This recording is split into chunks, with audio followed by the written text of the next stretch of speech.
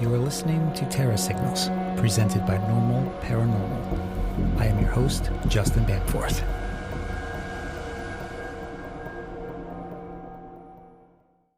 A few months ago, I was contacted about a man named Lupe, who had a rather unique situation. Now, Lupe claimed that the ghost of a little girl was attacking him and his 2-year-old daughter. It would often come in the form of a malicious dark shadow that would torment them in their house, as well as in Lupe's dreams. For example, in one dream, the little girl dropped a bunch of money right in front of him. And as Lupe knelt down to pick it up, the girl suddenly attacked him. He woke up immediately from this dream, unable to move, but he noticed a dark shadow in the form of this girl, complete with her pigtails, coming towards him.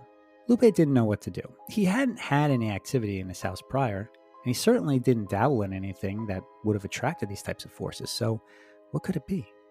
Then I suddenly had the thought, or perhaps the intuition, to ask him if he had acquired any random objects lately. Perhaps at an antique shop, or maybe he was given something as a gift, perhaps from an inheritance.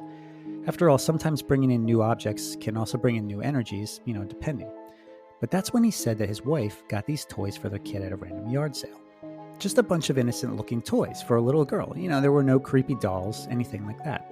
But there was this pink cash register. And I thought, aha, that's probably the trigger, since the dream involved money. Perhaps the little girl was trying to tell him not to take things that didn't belong to him. So I told him to bring in all the items that were required at the yard sale just in case. And I contacted my friends Marti Haines and Marcia Moore at the On Angel's Wings Metaphysical Shop to get their perspective on the matter.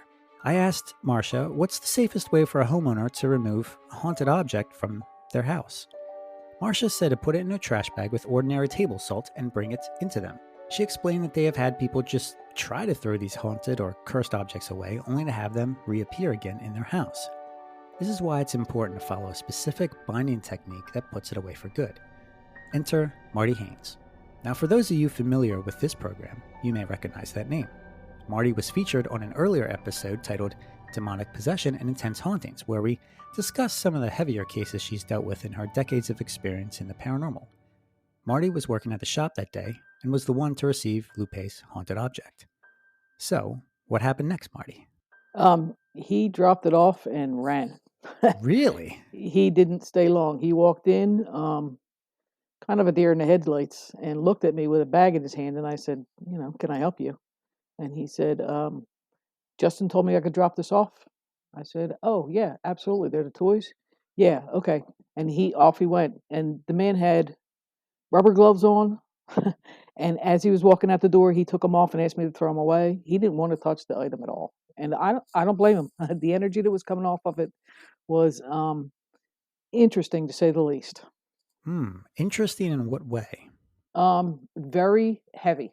Not bad, but very heavy, like very active, Now, in comparison to other heaviness that you've felt on other cases, how did this differ, or how was it similar? Like I said, it wasn't a bad negative feeling. Uh-huh. It was more of a very very active. When I say heavy, I mean very active energy to the bag itself. And I took it from the shop and took it right outside before I opened up and looked, and went okay, and sealed it back up and just put it in the back of my truck so that I could take care of it. Did you feel like the energy more concentrated when you opened the bag? Oh, absolutely, yeah. It was definitely stronger. Kind of like a wave when it hit you. You ever open a something up and a smell comes out of it? Mm-hmm. Yeah. It's very strong. Well, kind of like that, but it wasn't a smell. It was just a wave of energy. Interesting. So you seal it back up, you put it in your truck, and you take it somewhere? Where did you take this? I took it down to the river. Oh. I won't disclose which part of the river because I don't need anybody listening to this and give me in trouble. Put a couple holes in it and let the river have it. Interesting. Okay. Positive water is probably the best place to put things. Running water, because it's positive energy. Okay. So it just kind of clears it out. When you put holes in this bag, do the holes have to be a certain size, or it's just or a certain number? No, just enough that the water fills it up and it sinks and it doesn't float. I've had objects float on me, and that's not fun either.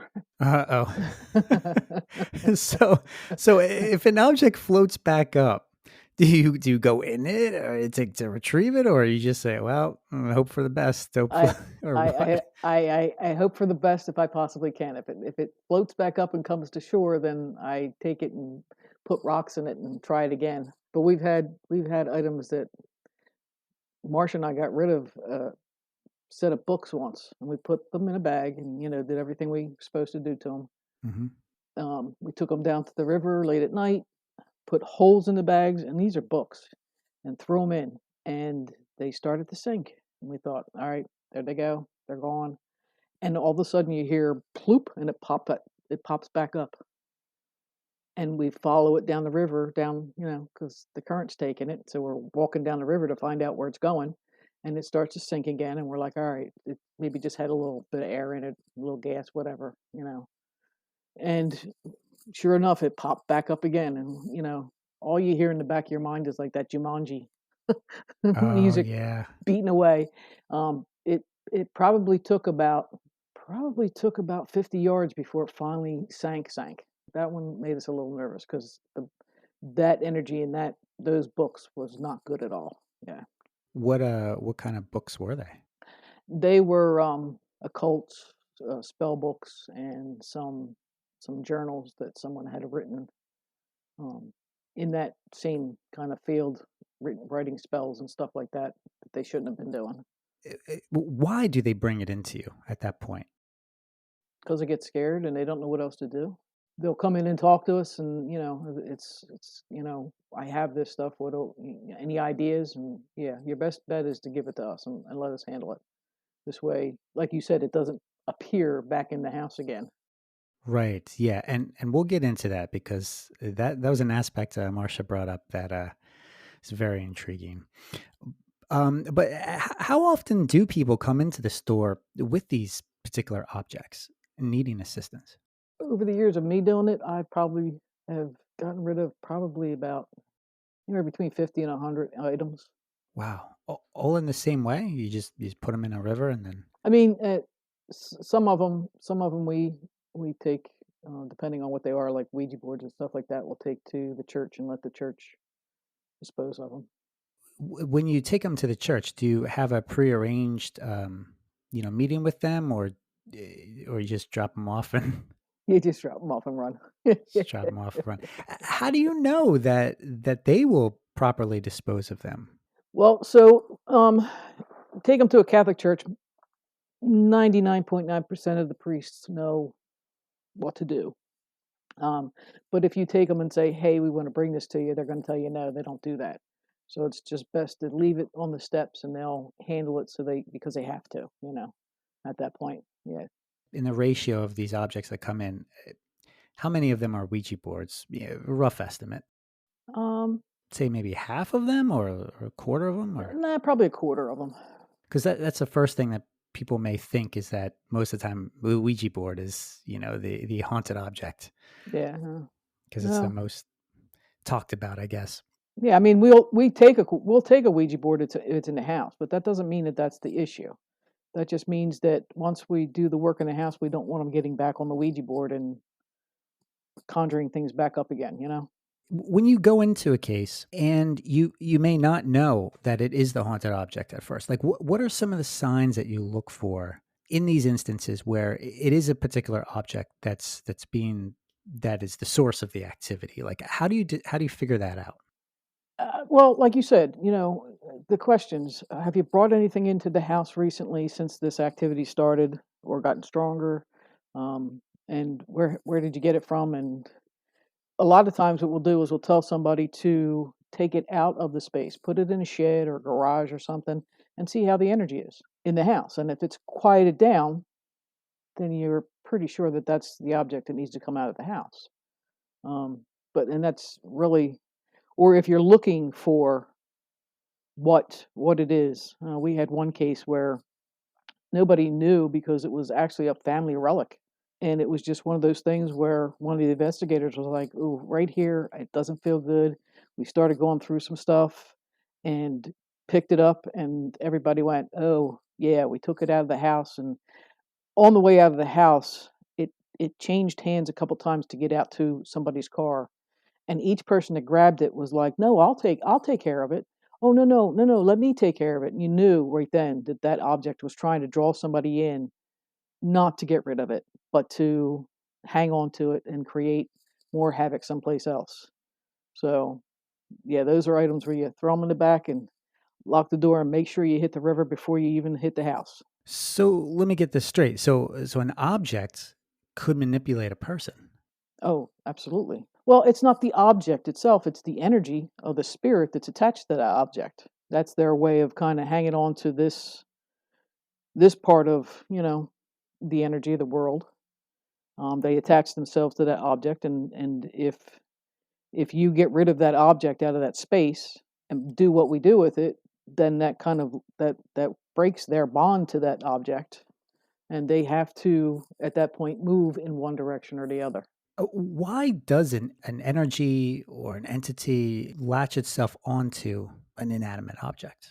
I mean, besides, I guess the cleverness of it, but what is there like a an actual functional purpose to it? Um, well, antiques and stuff, sure. It's because that was their prized possession, and so they latched themselves onto that, and they want to stay with that possession, figuring that that possession is going to stay in their house, so it gives them the easier access to stay in their house. But once it moves to another house, another space, um, does the spirit itself act up? Do the spirits in the house act up against that spirit? I mean, so many different scenarios can happen at that point. Going back to Lupe's experience with this pink cash register, what do you think happened for that seemingly innocent looking toy to get this supercharged, I guess, with this energy, and for him to have these experiences with this, oh, this little girl ghost is what he described it as. I mean, what do you think happened in that situation to cause that, to trigger that?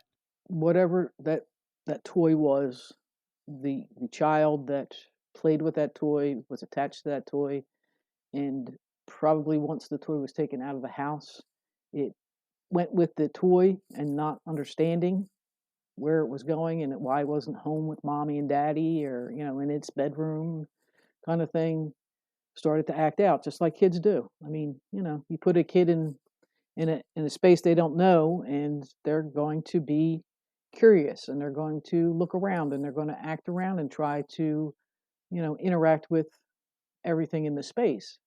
And that's probably what the spirit was doing, just trying to find its place in that home.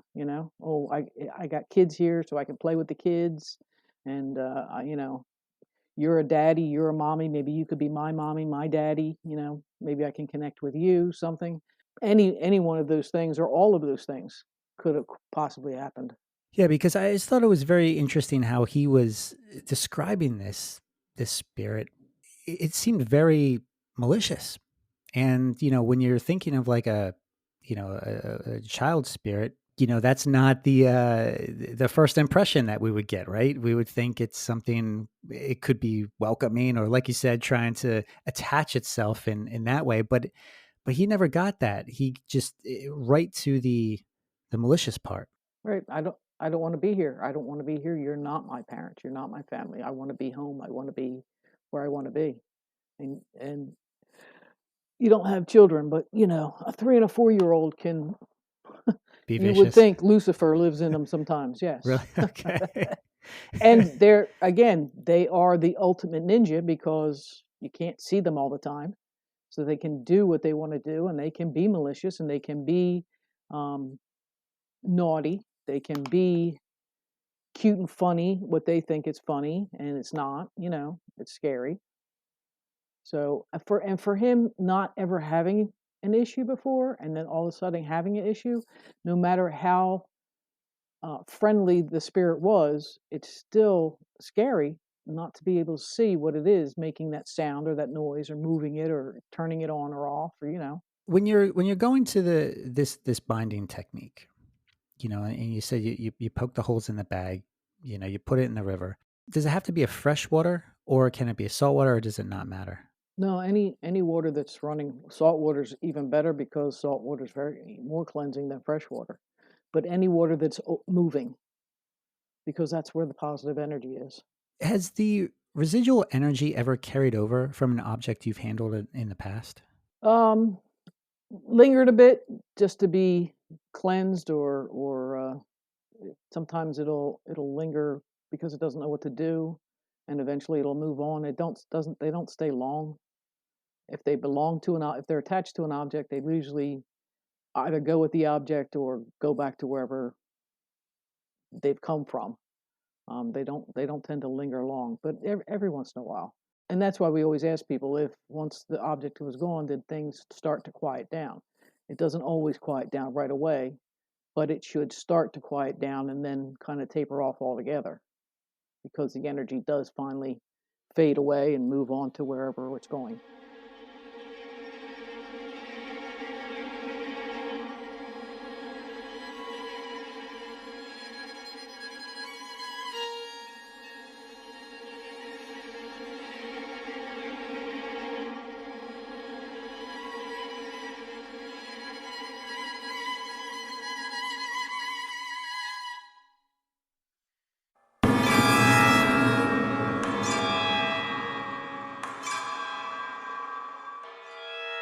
Lupe acquired this object in a presumably innocent looking yard sale. What do you advise for those who are doing yard sailing, who, may be interested in this? I mean, what's the safest way to go about? Is there a safe way? Everybody's intuitive. Take your gut feeling, but don't overthink your gut feeling. A lot of people will see something. We had an object. The lady had to have it. I always wanted one. It was at the right price, and I had to have it. I just couldn't leave the shop without it. That's a clue, too, that you maybe just want to walk away.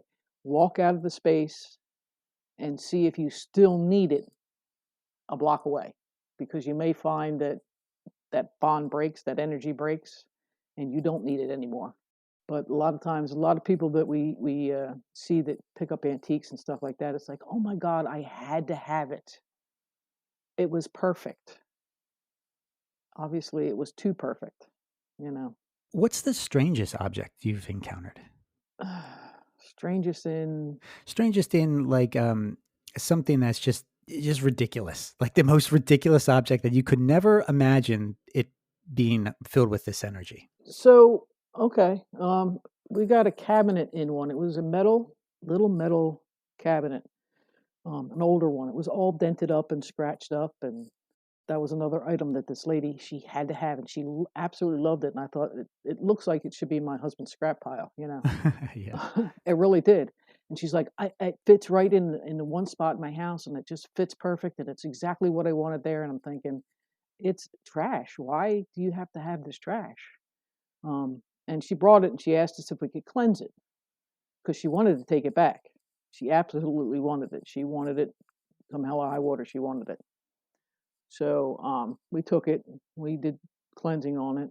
Called her, talked to her. She said the activity in the house has calmed down immensely. There's, just the regular spirits in the house, and they don't bother her. And so we had it for probably about a year and a half. And I kept calling and saying, "Hey, do you want this back?" "Oh yeah, yeah, I do." And she'd never come get it. "Oh yeah, yeah, I do." Never come get it. So when we moved from Bordentown to here, we still had it. And I sent her a message, and I sent her and her daughter, because I know her daughter too. I still have the cabinet. We are moving. We are not moving the cabinet with us. If you want it, you have to the end of the week to pick it up. Never heard from either one of them. And so it went in a dumpster, and that was the end of it. But it's one of those things where once it was out of the house, she didn't really care one way or the other for it. Wow. Wow. So it seems like there's some sort of proximity to these objects. Mhm. How far do you think that proximity is? It depends on the object and the spirit, the energy of the spirit. I had a lady once, we'd got a ring from her. She gave it to a friend to give to us because she couldn't come in and drop it off herself. She couldn't let go of it. And the friend said for quite a while, she kept asking about it. Did they get it cleansed? Did they get it cleansed? And we never intended on getting it cleansed. It was one of those where it was not an intention to get it cleansed. It wasn't an expensive ring. It was a costume jewelry piece, but it was a pretty old costume piece of jewelry, but and then probably like I don't know, 6 or 8 weeks later, I asked her friend did she still want it back. Excuse me, I did some cleansing on it. Feels okay, but I'm my suggestion is it doesn't go back. And she asked the lady, and she said, she gave her you really probably shouldn't take it back, but they still have it if you want it. And the lady's like, nope, you know what? It's better I don't have it.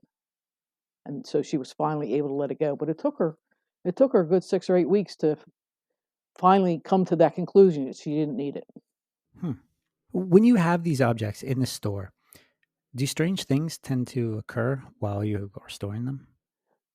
We don't tend to keep them in the store anymore because we had one Oh, okay. that we had an issue with, and so now when they come in, they go right out back and usually right into a vehicle that's going to take them to wherever they're going to go. Their end result is we had and I think we talked about this before. We had a doll we took out of a case.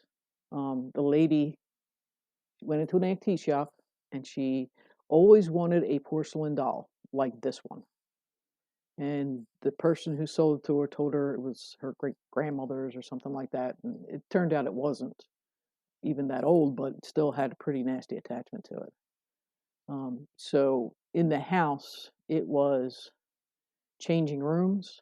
They were finding it in the hallway with words written above it: hell, die, you know, other words that are not acceptable for Right. radio. They would take it and they would put it in a closet, turn it backwards, shut the door, find it out in the room in the playpen or, in another one of the kids' rooms and stuff like that. And we were sitting there discussing what was going on, and we felt that it may be the problem in the house. And the lady said, "Can you take it?" And I said, "Certainly." As Marcia was saying, "We'll come back for it." And I just looked at her and I said, "No, we're taking it tonight. We're going to take it out of the house tonight because this family needs a break from it. So we'll get rid of it." Marcia's like, can we figure out what we're going to do with it first and then take it?" Nope, nope. We're going to take it and figure it out after that. So what we had done was the case was in Burlington. The shop was in Burlington. It was only one of the first cases we did when we were out there. So we took it back to the shop and we had it in a bag and salt and metals and stuff. And we put it in the back room. And the next day I had gone in, we both were in work, and I, I don't I don't remember how grumpy I was, but evidently Marcia sent me to Michael's for something. She's like, just go get this stuff. And I was fit to be tied. I was like, why do I have to go? How come I have to leave? Why do I got to drive all this way? Why do I got to wait my gas? I got to go all the way down 295. I was really upset. And I got in the car, and as I'm driving, down High Street and down to 295, I'm thinking, this sucks. Why the hell do I have to do this? I got on 295, and all of a sudden it was like, oh, oh, wow, okay. So I called her and I'm like, I'm sorry. I didn't realize I was that angry and frustrated. And she's like, yep, and that's why I sent you to Michael's. Go get what we need. I'm handling it. She ended up rebinding it and putting it in the basement so that it wasn't in uh, our shop. So when I got back, the energy was better. And then we, because I couldn't let it go, I had my husband build a box for her to stand in, and we sealed it and bound it and put metals in it and salted it and everything else, brick dusted and everything else, and did some blessings over it and sealed her in there. And he had her so that she wouldn't move. He had her standing up and a pole behind her, and he had her tied in. She wasn't moving anywhere, and she would turn, slowly turn. You'd be sitting, and she'd be facing forward, and the next thing you know, she was facing the left side of the box. And then you look back and she was facing the right side of the box. So, and I still wouldn't get rid of her. But when we moved from Burlington to Bordentown, we didn't have room for her. So another investigator that we knew said, "Oh, I have a place for her. I'll take her. I'll hang on to her because he was also drawn to her. He took her and he had her for about a year and started having all kind of issues in his house and in the room that he kept her in. So she's actually up with. He took her and dropped her off to John Zaffis, and she's up in the museum up there now. Yeah, the it used to be the Ed Lorraine Warren Haunted Museum, right? And now, or is this a different one? This one. The Edward Lorraine Warren Museum is still up and running. I think the nephew keeps that going. Tony's Sparrow. Oh yeah, okay, yes. No, John has his own He has his haunted own. space. Yeah, yeah. Have you been to either one of those haunted museums? So we rode by the Warrens. We got into the cul-de-sac of where they lived, where it was, and we didn't go any closer. And I don't know how their neighbors lived with them. So you could feel that. Oh yeah, you could feel the energy out of that house. That was yeah, not nice. This was after Ed had passed away. Lorraine was still alive, but Ed was had passed. If everybody's using proper binding techniques and they're keeping these objects contained, how come the energy still seems to come through? I mean, are we not doing the right binding techniques or I mean, it has to be an ongoing thing. Like with the Warrens and with Johns, they have priests go in there on a monthly basis and bless and bind the building to keep it contained and keep it safe. so requires that maintenance, that continual Yes, maintenance? absolutely. Yes. Interesting. What does a proper binding technique look like? It looks like you should get somebody that knows what they're doing to do it. Gotcha. So there you go, everybody. If you're listening to this and you think you have a haunted object, please don't mess around with it. Don't try and do it yourself. I've seen too many of them go bad, and it becomes more scary than the object itself. Things that it can happen to it. I've seen people break Ouija boards and throw them away and find them in one piece on their table the next morning. I had a lady who had a doll that she got rid of, so she buried it in the backyard, and to wake up to it being in the oven with the oven on, full of dirt. I mean, yeah, and just think about how you feel after that happens, right? So your best bet is to find someone that knows how to handle it and let them handle it so that it doesn't have a chance to come back into your space. Yeah, and Marcia brought that up that sometimes these objects reappear. Mm-hmm.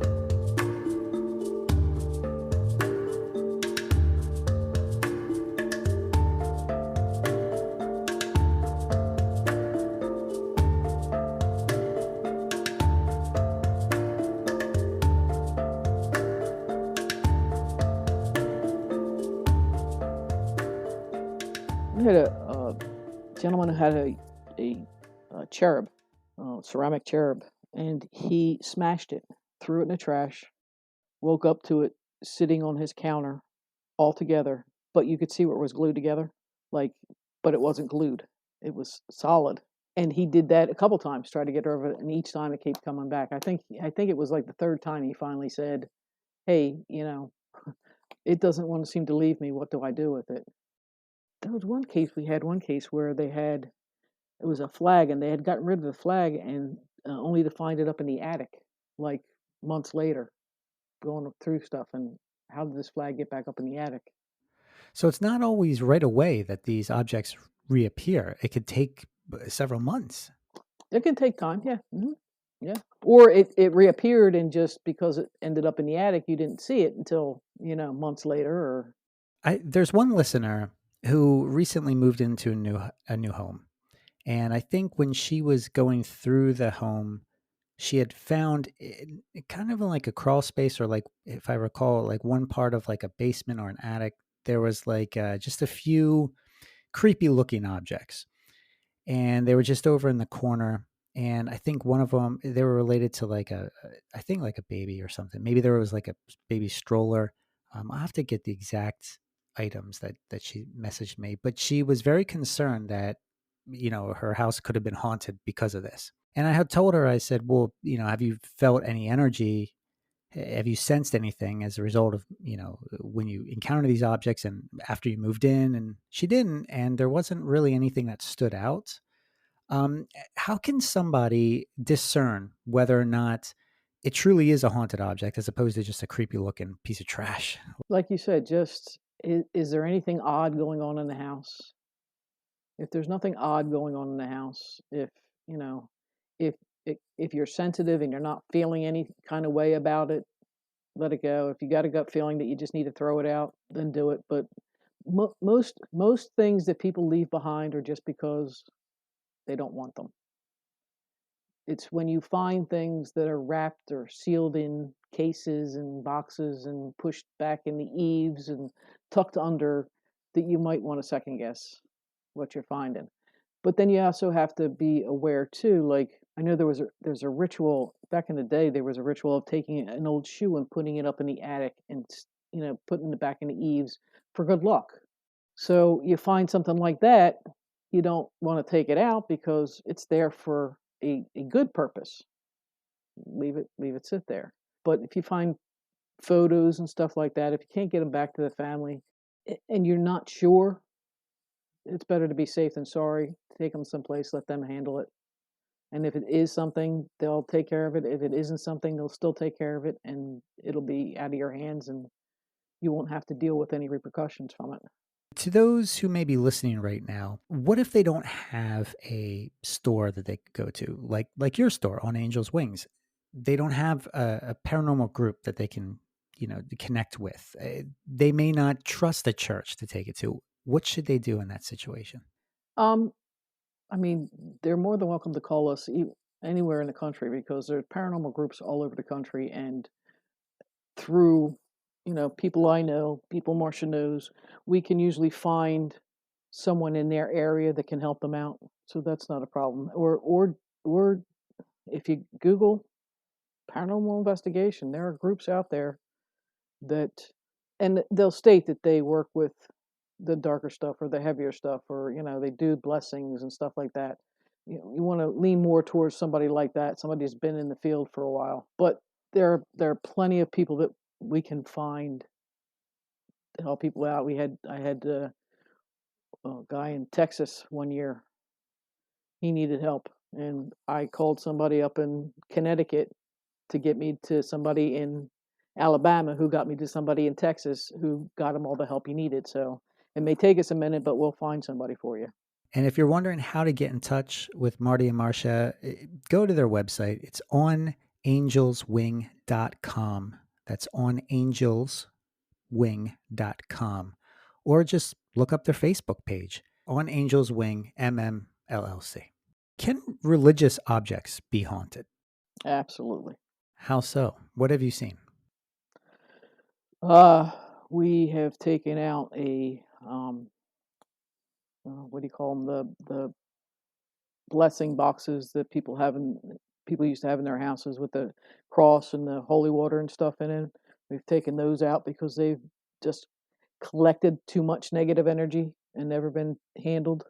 Um, we had we had a case where a a priest used to live in the house, and he had all his chalice and all his blessing items wrapped in a box up in an attic and was left there, and he passed away.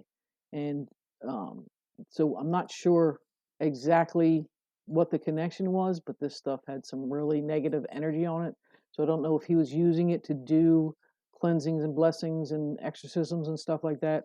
I can't say, but the energy that was on him was rather terrible, very uncomfortable, and basically do the same thing. You just find a good positive source for it to be in, and let it go.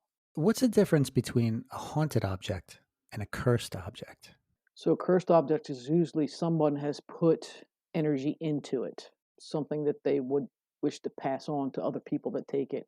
A haunted object is a spirit that has attached to that object.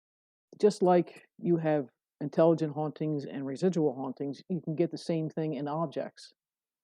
Is whereas it's just a residual haunting, and it just happens whenever the time is right, the moon is full, the energy releases, or you get that intelligent haunting where you start getting interaction with the spirit.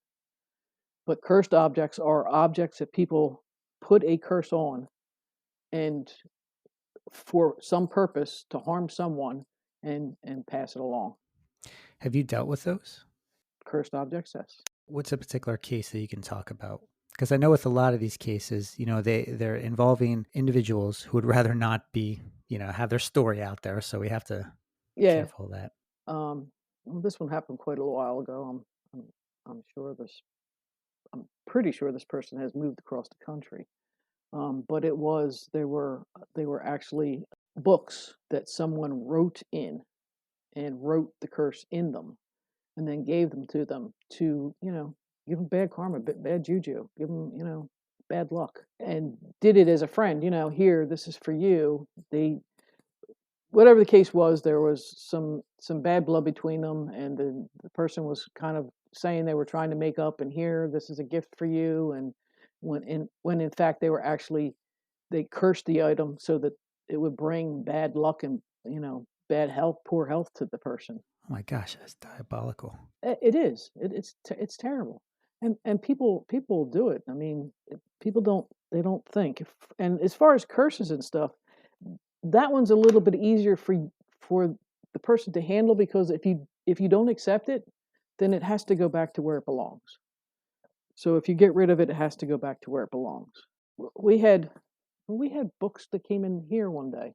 I had a student, and I guess she irritated somebody, but they came in the shop here and dropped off books to me and looked at me and said, "You didn't see me. You don't know me." And I'm holding these books and I'm thinking, I, and out they went. They had a hood up, everything. You couldn't even see their face. And out they went. And I'm thinking, what the hell? And I had been talking to my students, and the lady said, "Oh, did the person look like this?" I'm like, "I don't know what the person looked like. They had a hood on. They didn't come in, smiling at me." And she said, "Oh, I think it has something to do with me." And I said, "Well," she said, "can I have the books?" "Absolutely, can I not have the books?" And no, books are not getting kept here. And we ended up taking them down and dunking them in the river. And the lady came back probably about 4 weeks later, and she said, "Oh, do you still have my books that I asked you to hold?" I said, "No, I'm not a library. I don't hold books here. I don't know what that was or what you were trying to do, but absolutely not. They're gone." What the heck? Yeah, and curiosity, killed the cat sometimes. Marcia and I both kind of opened them up and looked through them to see what kind of craziness was within them, and we both went, "Oh, okay, get rid of them. Let's go, let's go." And out they went. So What did you see? just some, and I don't want to say it this way, but I got to say it this way. This It was just crazy writing, just thoughts that were not fully formed at some point. Some of them were, and some of them were describing the person they were trying to, curse, I guess. And it, it, it was not of sound mind. The readings that we did read. So yeah, That is so weird. yeah, yeah, yeah. There are times when we have some. Yeah. You've gotten quite a few interesting individuals who come in. Yeah, yeah. I have some great stories. I have some great stories. Yeah. Uh-huh. What's a favorite, amusing, or particularly memorable case involving haunted objects that stands out to you as rather pleasant, or ended up being comical or pleasant in the end? We did this one case that they had an issue with a Chuck E. Cheese doll. Okay. And so I don't like Chuck E. Cheese dolls anymore. The little mouse. Yeah. They had said they had movement. It talked to the kid, all that fun stuff. And there was definitely something with that. But during the case, we had set up cameras all over the place, and two of my favorite investigators, one's who no longer with us anymore, he passed away, but they found a Raggedy Ann doll, and Raggedy Ann doll is what Annabelle is. Right. So Annabelle from the Conjuring movies. right, so they had this Annabelle doll, and I'm sitting at the monitor watching the Chuck E. Cheese doll on the camera to see if it's doing anything, why nobody's in the room. And on one of the other cameras, I see this Annabelle doll, this Raggedy Ann doll, come up to the screen and start wiggling around, and I'm like, "The hell is going on here?" I'm getting the walkie-talkies out, calling everybody. "Hey, I need you in so and so's room. Let's. What the hell's going on in here?"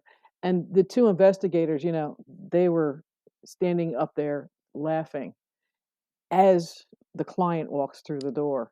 And I'm like, guys, knock it off. This is not funny. Well, we laughed about that for a good, I don't know, hour, 2 hours, because I panicked because I didn't see who was holding the doll, but it was dancing in front of the camera. They Yeah, gotcha.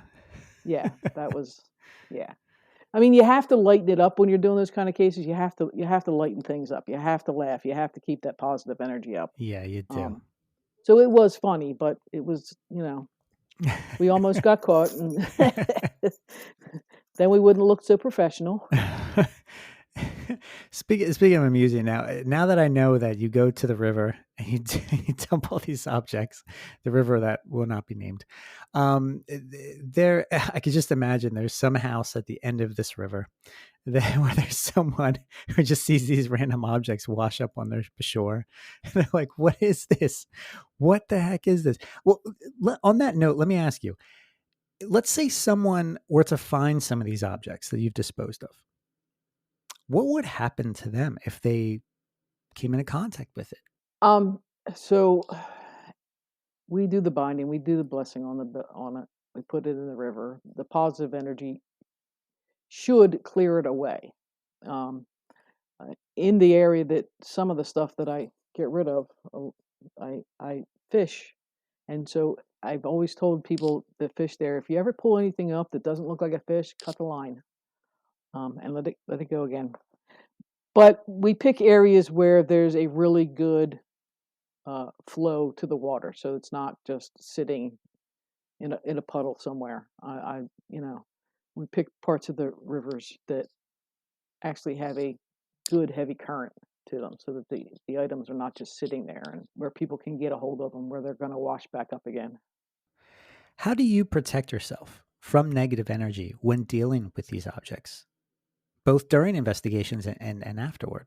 Good grounding. Um, I myself, I use the archangels. I use crystals. I have a ritual that I go through for myself to put protection around me, put protection around my house, any other spaces that we'll be in, and making sure that I'm not worn down, I'm not feeling well, all that stuff. You have to make sure you're on your toes and not accepting any of the energy. I don't accept it, so it doesn't have permission to affect me, whether it does or not. And most of it's a bark, not a bite. Um, if it were to affect me in some way, say, something happened here at the store after a case or something, I would simply clean up whatever I had to clean up, tell them again, reiterate, you're not welcome here, you're not allowed to be here, cleanse the space, and just, keep moving on it, and not pay it any attention, not give it that energy that it wants.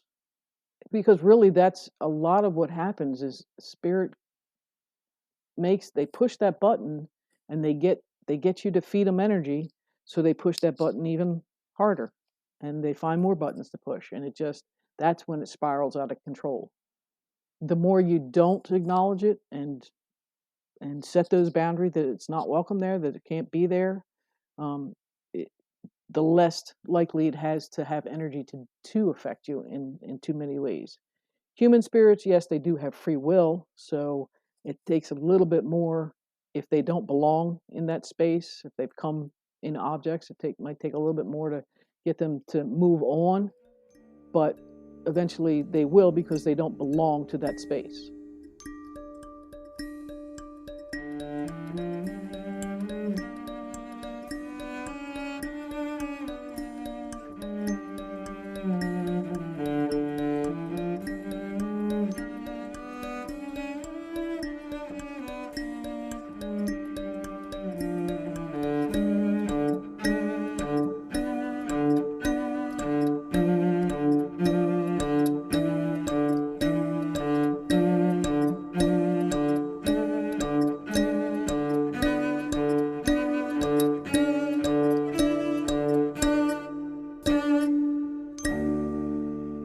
I was up in the Allentown area, right outside of Quakertown.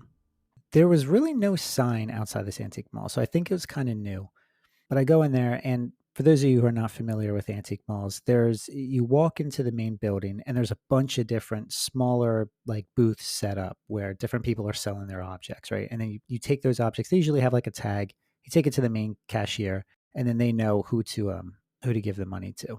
And I'm going through this area, and in the back of the store, there was I forget the name of it, but there were all these ancient relics and artifacts. It looked like the stuff should be in a museum, like a museum of natural history. I mean, these were like all different, like stone carvings and monuments and statues and sorts of things.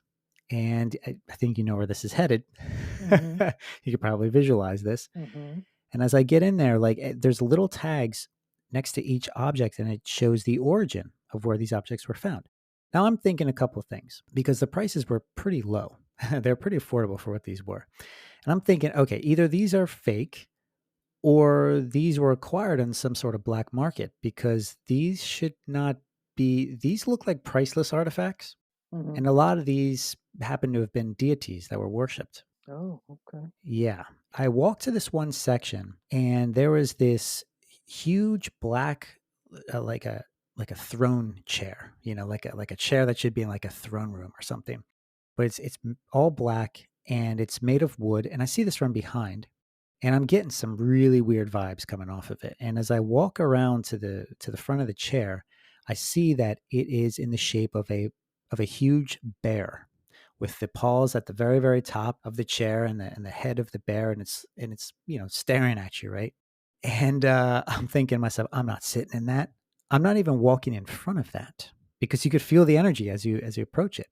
Right. But something was off. Something was different.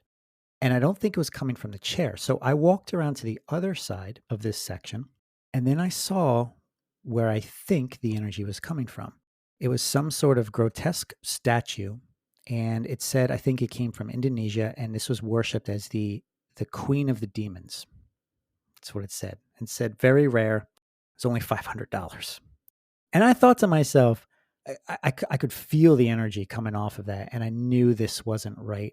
And knowing from learning from you, I'm not even going to take a picture of this thing because Mm-hmm. things can transfer through the images, right?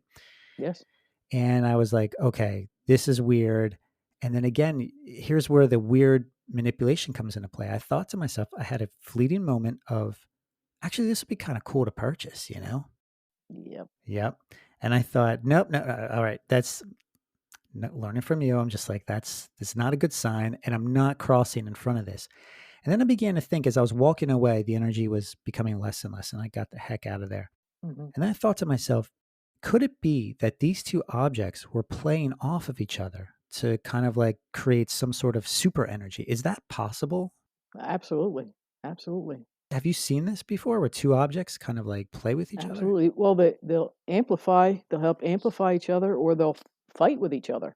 I mean, you figure that's two different personalities in that space. And when you get different personalities in a room, some people get along, some people don't. And they could be just either feeding each other and amplifying the energy or fighting against each other. Could be either one of those. But yeah, those are and those are objects that people will buy because they're stupid. Because I don't mean, and I don't mean that in a bad Disrespectful way. way. It just, Yeah, I'm right there yeah, with you. They look cool. They sound cool. Like they seem like it yeah, could be an innocent object, like that it couldn't hold any power until you bring it home. yeah. Wouldn't that be cool to have that creepy object in my house? I mean, That was one of the thoughts that came into me. I was just like, oh, this would be kind of cool. sure, but you can go on eBay and buy all kinds of haunted items, and do you really want to bring them into the house? If they're real haunted items, do you really want to bring them into the house knowing it's a haunted item? No, because why is the person selling it? Yeah, yeah, and this is something that I have seen on eBay a lot. I've seen it Hmm. on Etsy. I've seen it on Craigslist where people are selling haunted objects. And not all of them are real, but there are some that are real, and you got to think, why are they selling it? Why are they getting rid of it if it's cool to have? It must not be that cool to have.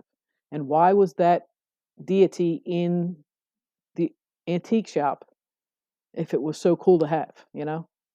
Why was somebody getting rid of it? Yeah, this was a very interesting store. I'm not going to say what it is, but I'm sure if somebody's Mm. interested, they'll figure it out on their own. Yeah, yeah.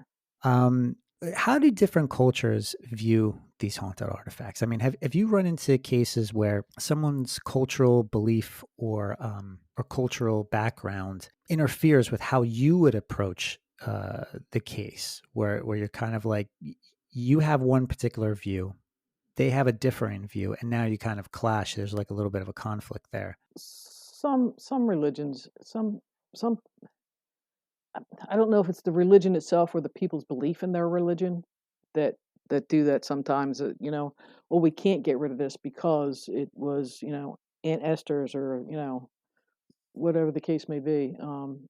In the sense of divot boxes, they have to be handed down from generation to generation to generation, and you're not supposed to get rid of it. You're supposed to keep it in the family and keep passing it down. But at some point, somebody wants to get rid of it. What do you do with it? How do you get rid of something like that? Um, and it becomes a battle of, well, I shouldn't, but I need to, but I have to, but I want to, but I shouldn't, because is it going to come down on my head because I've gotten rid of this object or this item that was my great great great great great great grandmother's, or whatever the case may be. Um, it, it's, it, it does sometimes become a conflict, and at that point we have to simply say, here are your options. You have to choose one. And if it's keep it, you know, God bless you, and be well and be blessed. And if there's any time that you need help, give us a call, or change your mind, give us a call. But we really can't. We can't do anything more than that. We can't push people to remove an item. And there's been times where we've had items and people are like, I'm not getting rid of that. Okay, well then we can't help you any further with what's going on. Be aware that this may be causing what's going on.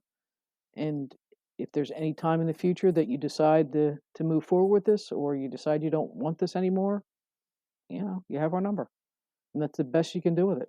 You brought up the term Dybbuk box. For those of you who may not be familiar with this, what is a Dybbuk box? In the Jewish faith, it's when they have a human spirit that becomes a little manipulative in the household or whatever, they usually put items and bind that spirit to that box. And then that box has to be kept in the family so that that spirit stays bound to that box, and you just move it from, it gets put in the will. It gets put. The next generation takes it, and that's the way it goes. I've seen quite a few of those on eBay, and I've heard a couple of stories that didn't end well with them. Um, there was one gentleman. I think it was on YouTube. He had opened one up, and he just unleashed all kind of crazy energy activity in his house. And yeah, and the only way you get rid of stuff like that is you have to go back to that faith and do your best to get it resealed. I mean, once you've let that genie out of the bottle, it doesn't want to go back.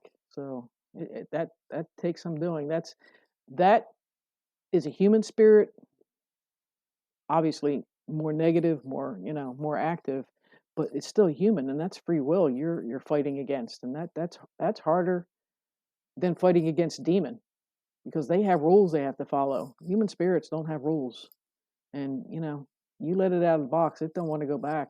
It's that it can be create a lot of bad issues.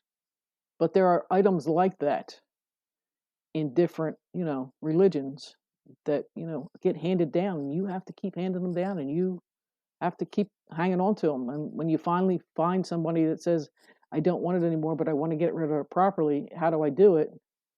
And you have to do a lot of research on how to handle it and make sure that everybody in the family is okay with it, because you don't need somebody saying, I didn't approve of that, I didn't agree to that. But yeah, we've come across places where we've, this item is your issue, and they go, but I like it, I'm not going to get rid of it. Okay. Sometimes when people walk into another person's house and they see a container with the ashes of a deceased relative, and they get this weird feeling because usually they're uneasy about it, depending on cultures and whatnot.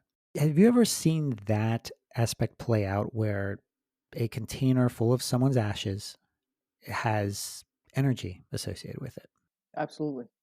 A lot of times because we connect that person with those ashes. So in essence, they don't connect with them because they're ashes, but we connect them with those ashes. And so sometimes it's and I don't want to say trapping a spirit there, but connecting that spirit to those ashes, to that urn.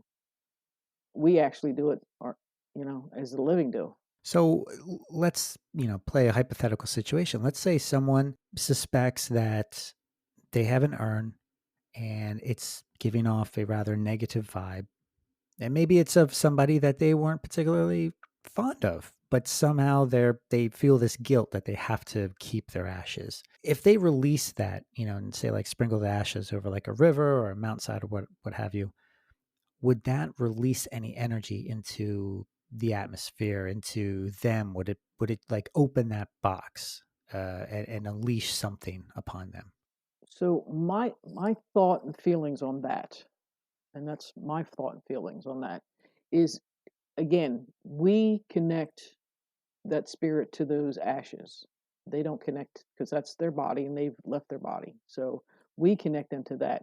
So by releasing them into the ocean, into the river, into the mountains, into the, actually, I believe that's, you're releasing them. You're letting them move forward to where they want to go and not being stuck hanging around those ashes in your house. That's my belief system, and that's times where people have said, I'm just going to put the ashes where, out here, because that's where they love to be, and the energy shifts in the house. Not that it was bad, really bad to begin with, but you definitely feel a shift. You definitely feel like someone has moved forward, or is not spending as much time hanging out the hearth. People while they're still alive, they'll make jokes of, I'm going to haunt you when I pass, right? And Hmm. does that ever happen? Sure. I have a list. And my daughter says she's going to have me exorcised out of her house, and I told her I'm not a demon, so she can't have me exorcised out. I'm a human spirit, so I have free will. Um, it's not so much that the spirit is haunting. I mean, yes, it's a phrase that people say, "I'm going to haunt you," but spirit activity and hauntings are two different things. Am I going to hang out and see my kid and my grandkids, and absolutely, because that's what I want to do. Will I haunt my husband? Probably, and that'll be a haunting. But that'll be a short thing because he doesn't really believe in this. So, um, but yes, I mean, spirit has the ability to be where they want to be, and most of the time, they're not. Family is not haunting the house. They're letting you know that they're there because you're not acknowledging them.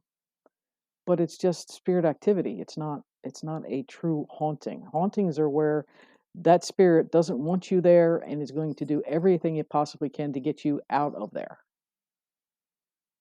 So, but family doesn't normally want to do that. Even when you didn't get along with them in life, eh, there is a, I have to go through and forgive sins and move forward. So they let all that go. We hold on to it. They don't. So it seems like there's a lot of our emotional state, our mental state that plays a part in this, a great deal. Sure. Yeah, absolutely. Our intentions, so to speak, our Our intentions, the way we feed energy to things. Yes.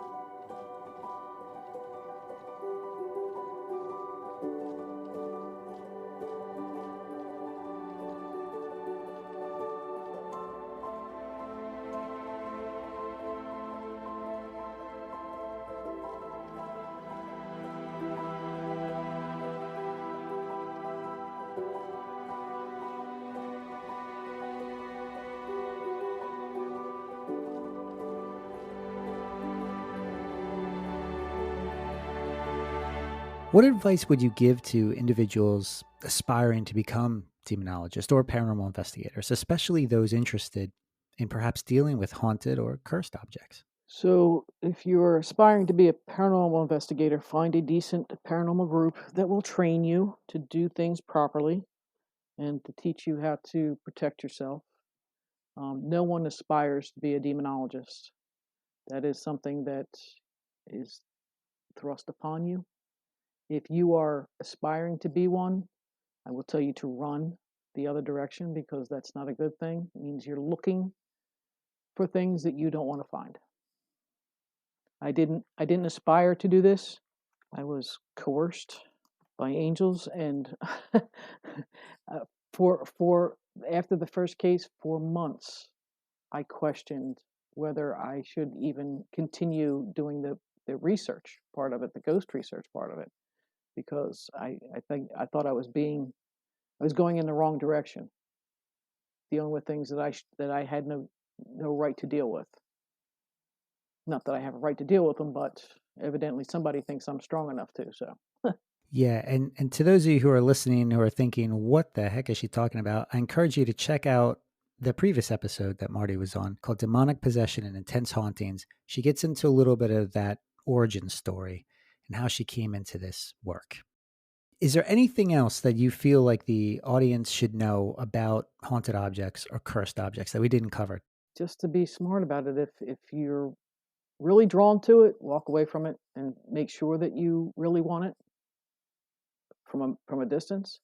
And if it has a history to it, or if somebody's selling something that's $1,000 item and they're selling it for $10, question it because maybe you don't want to spend that $10.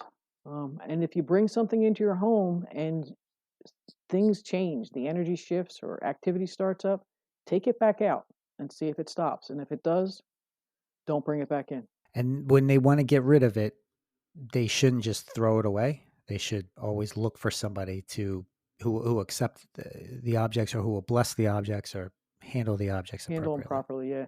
And don't sell them to somebody else. Don't give it to somebody else to have that headache. I've seen that too. People are like, "Oh, did this in my house, so I put it in a yard sale and let somebody else deal with it." That's not nice either. Tread cautiously when you're going yard sailing or antique shopping. Listen to your gut. Listen to your gut. And like I said, if you really, really, really have to have it, and it's at a great price, and you feel so drawn to it, and you have no idea why, walk down the street, take a walk away from it, and see if you still feel that same pull. If you don't, then get back in your car and go to the next yard sale. Well, if you're looking to get in touch with Marti Haines, be sure you check out their website, or her and Marsha's website called onangelswing.com. That's onangelswing.com, onangelswing.com, or look them up on Facebook on Angels Wings MMLLC.